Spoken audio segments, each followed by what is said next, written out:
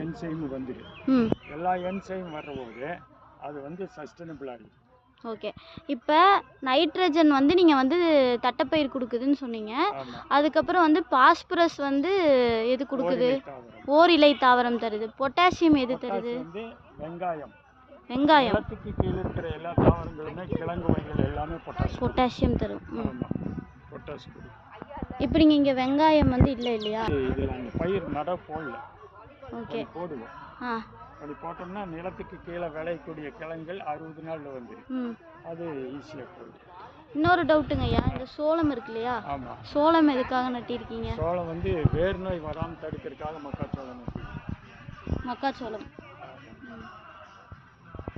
இதே கான்செப்டில் தான் நட்டிருக்கீங்க. நடுவில் வந்து மக்காச்சோளம் வந்து என்ன இதில் நட்டிருக்கீங்க? ஒரு இதில் வந்து வேறு ஏதோ காட்டுறேன்னு சொன்னீங்க வெங்காயம்.